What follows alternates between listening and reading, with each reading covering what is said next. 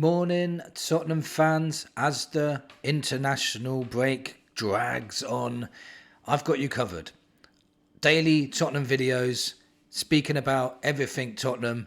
I've always got something to talk about because there's always something to talk about when it comes to Spurs.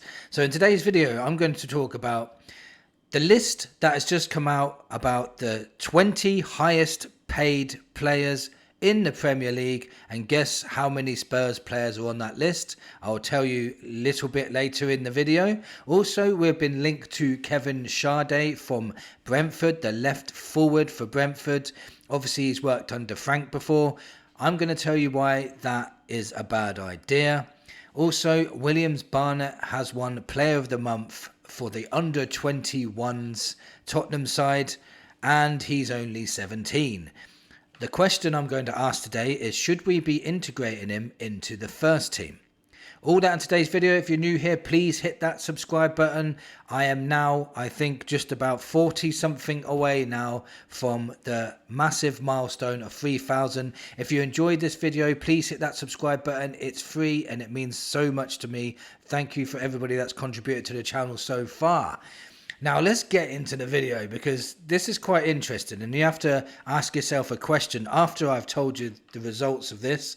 But the highest paid players in the Premier League, how many have Tottenham got? 0. And I'm sure you guessed that at the beginning of the video. Now, does this have to change? Are Tottenham doing it the right way? In this list, Liverpool have 3 players in the highest paid wages. Chelsea have 2. Which was shocking to me, to be honest. I thought it would be more than that. City have 7. So Manchester City have 7 players that are on the highest paid list. And Man United have 3. So the question is, do Tottenham need to up the wages to get star players in, or are they doing it the right way? Now, let's look at an example of Manchester City. They've won multiple league titles. So if you look at it in that aspect, maybe you can say, well, it is working. But then if you look at it Chelsea-wise, they've got 2 that are up there, but they've not won any league titles for a while. Arsenal have 5, by the way. I forgot to mention. Arsenal have 5 players on there, and some of those players are not worth the money that they're on, by the way. But Arsenal have 5 players on that list, and still not won a title. And the most curious one to me is Man United having 3 players on that list. And because, you know, they've got 3 players that are majorly overpaid, in my opinion, but they're still a poor side. So their example of it doesn't work. Man City are example of it does work. So it can't be all just down to wages. Like a lot of Spurs fans say, if we pay more wages, we'll be competing for titles. It doesn't always work like that. Man United are competing on the wage front, but they're not competing for titles. They're not even competing for Champions League at the moment. That's just in my opinion. So I think the way Spurs are doing things, I think they're doing it the right way. I honestly do. I think that by getting players in, putting them on, I'd say medium wages. Some of them are on like 100k, some of them on 80. Some of them even start as low as 40, 50k. But if they perform, they become top Premier League players, then Spurs give them a new contract and pay them more. I think that's a much better structure. Gives the player incentive to play well, to really perform, to get his wages up. They probably even in the negotiations say, if you play well for the next year and you score this amount of goals, or you get this amount of assists, or whatever they say to them, in the structure of the deal, then we'll put your wages up. And that would be part of their first contract, most probably. And I think that's the best way of doing it. I really do. I think earning your wages is better than just giving them and then realising they're not good enough to have those wages, and then you can't sell them on at all. Let's say Spurs got a really top player in and put him on 50k a week. Well, we thought he was a top player, put him on 50k a week, realised he is rubbish. He's a lot easier to sell on 50k a week than if we just bring him in, gave him 300k a week and said, let's go out there and play, and then realise he was rubbish. So it is a really good structure. I like it. Maybe it won't attract the top players. Maybe there's players that are in it just for the money, and maybe they, maybe that's not sort of player that Spurs want, maybe. But it doesn't always work. So if you use Man United, for example, it doesn't work. If you use City, for example, then it does work. Liverpool have 3 on there, and they won the league last season, but I think 2 of them are actually the signings they made this summer after they won the league. So, they weren't really on there either as much. I think they had 1 before this summer. So, yeah, so all in all, I think Spurs are doing it the right way. I know people in the comments might disagree with me because the amount of times I've heard Spurs need to pay more wages, because apparently that's an easy fix. You pay more wages, then you win titles. It doesn't work like that. It really doesn't. So we're going to Luca Williams Barnett. He's won Player of the Month for the Tottenham under-21s. I think let's have a little bit I wrote down a few stats about him, actually. He's won Player of the Month. He's top goal scorer. He's a number 10, by the way. He's the top goal scorer. He's the 3rd highest assister in the league, and he's just turned 17, playing for the under-21s. Now, that's absolutely insane. That's playing way ahead of your level. He's just been called up to the England under-18s as well, so that's still a accomplishment. And then, so should Spurs be thinking about bringing him into the first team? Now, my opinion on this is, I even heard something on Twitter, actually. Somebody said that if a serious club, that's it, a serious club would have Williams Barnett in the first team.